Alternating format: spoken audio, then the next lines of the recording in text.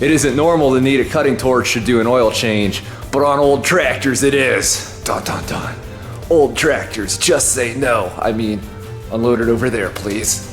Now, unfortunately, we are gonna have to change the oil in this thing before we get it cranking. I know, I really wanted to start it, you know, with the old oil in here, run it for like 30 seconds and turn it off just to knock loose as much junk as possible. But the problem is, there's the distributor stem sized hole over here that's been rained in a bunch of times. That's the thing, old equipment can really surprise you sometimes. I have the odd fear that there's gonna be like spiders or lizards or something that come running out of this all over me. You gotta make sure the fuel line stays well oiled. Secret to long life on any machine. Oh, there we go. Where the heck's all the oil? Huh, probably good we didn't start it then. Oh, that is nasty. I do like that this thing's had a spin-on oil filter conversion though. A lot of the old tractors have that, just replaceable element. This is a lot cleaner, you just grab it and throw it away, especially if there's no oil that comes out. Well, I guess that means we actually shot out quite a bit over here where there used to be an oil pressure gauge, and I have a new one we're gonna put on before we try and start this. I mean, I knew we lost some out of there. I thought maybe like, I don't know, a pint maybe, but yeah, this thing's down by like quarts. I checked the oil a while ago, and even after sitting, looked pretty decent. That's a nice, healthy, black, dark oil as well. Let's see if we can find the drain pan on this thing. Man, this is one of my favorite tools, the KNIPEX Pliers-Wrench. It's like a cross between what we would refer to as channel locks and an adjustable wrench. They're kind of pricey, but man, are they just the greatest thing ever. All right, I wonder how big of a struggle we're in for here with this drain pan. This drain plug.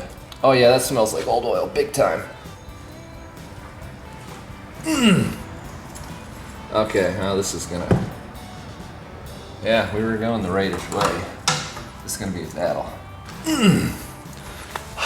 Doesn't help that they put a square bolt on this. Oh, that's really on there.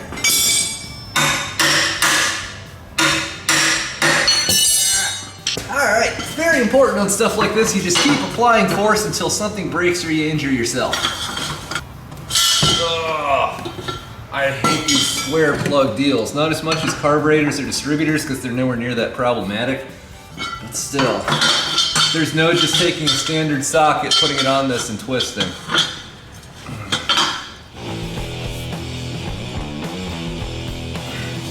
Oh, that's on there, good. Oh.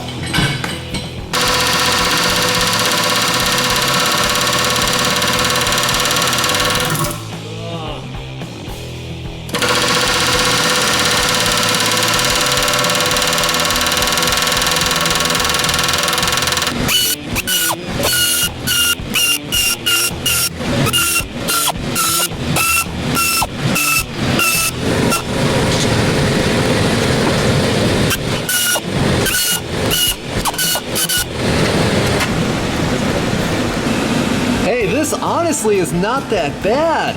Look, we can even see bare metal in here. There's no rust or sludge. I'll take it further and say, you know, I'm obviously not a mechanic, as you guys know, but even I have seen more sludge and filth and buildup and gunk and, you know, in late model passenger vehicle engines than this thing, which is 70 years old of completely unknown maintenance. Does look like there is a little bit of water in there. I see some water mixed in with that oil drop from the rain raining in. So it's probably good that we're doing this.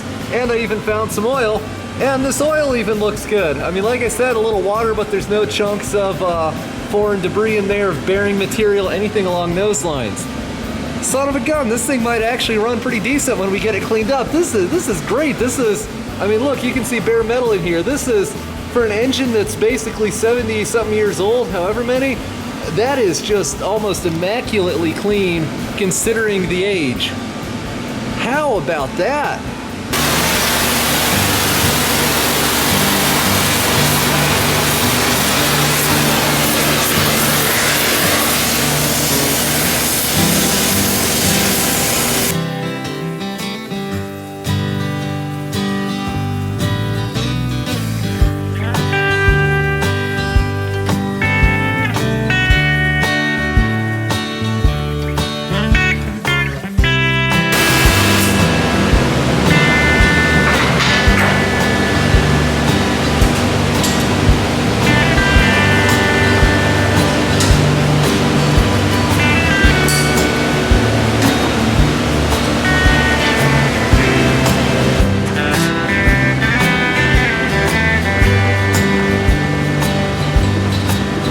Now the reason why taking a torch to something that's stuck and rusted like this works, for those that don't know, is when you heat and cool a piece of material, it expands and contracts, and when you heat something that's rusted like this, it's going to expand and contract differently than the material that's around it, and that differential motion action there is what works to break the rust loose. And as you can see, I got this thing to the point where the pan was glowing red. I just used the cutting torch here without a rosebud specialty heating tip on it, because since this oil pan's probably like 18 gauge sheet metal, I didn't want to dump that much heat into it. I pretty much just wanted to get it warm, and once I had this thing glowing, twisted right off. It isn't normal to need a cutting torch to do an oil change, but on old tractors it is. Dun dun dun. Old tractors just say no. I mean, unload it over there, please. Something else I've learned is if you're trying to pin down something like this with a tapered lip and some little ribs here that are probably best if you don't crush with the vice grip jaws, one thing you can do is just take a nut, put it like that, and then crush that. There you go, you little bugger, with the pliers.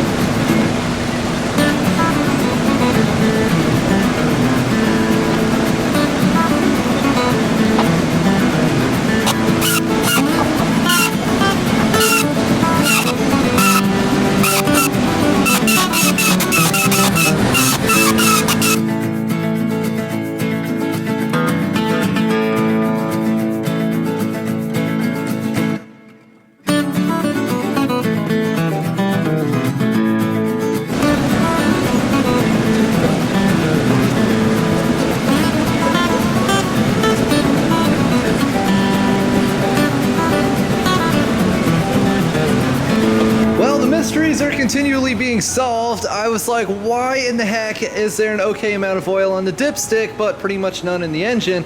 And that's when I remembered is something that I noticed last year when I first got this thing, which is, you can see this has been welded. Someone here, we'll try to get it where the camera can focus a little bit. Someone has welded this and ground it down. That's right, ladies and gentlemen. Someone has managed to break the dipstick on this thing and repair it. I cannot, in my wildest dreams, even envision any possible circumstances which would cause that to happen, but whatever the case, I'm gonna go on eBay and see if I can find a used one of these. And what I did is I looked up it looks decent-ish.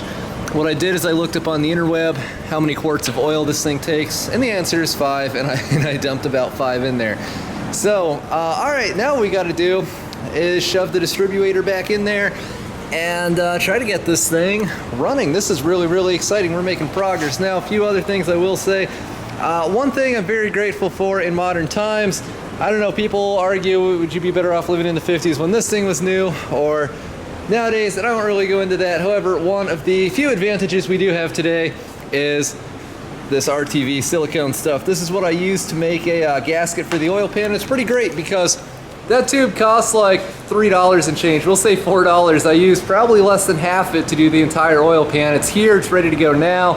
And as opposed to having to buy a gasket and like mail order it and have it shipped in, or, you know, make one and spend like 45 minutes with a razor blade or something, this is pretty nice. So I feel pretty optimistic. Another thing that I did while I was working on this is I put this little exhaust elbow on here. I had to run to the auto parts store to buy those radiator hoses. So I figured that even by my standards, having exhaust, like, granted there's a heat shield there, but it's still like pretty much almost directly in contact with that gas tank. A little sketchy by my standards, so I figured that was a well spent, you know, $6 or whatever to stick that on there. And now, yeah, we got to throw an oil pressure gauge on so it won't be peeing oil out that side. And I have to order a dipstick because reasons. Then we're going to try to start this thing. Thanks for watching. Don't forget to rate, comment, and subscribe for more. If you want to watch more of this tractor project restoration thing, we're going to keep working on it here.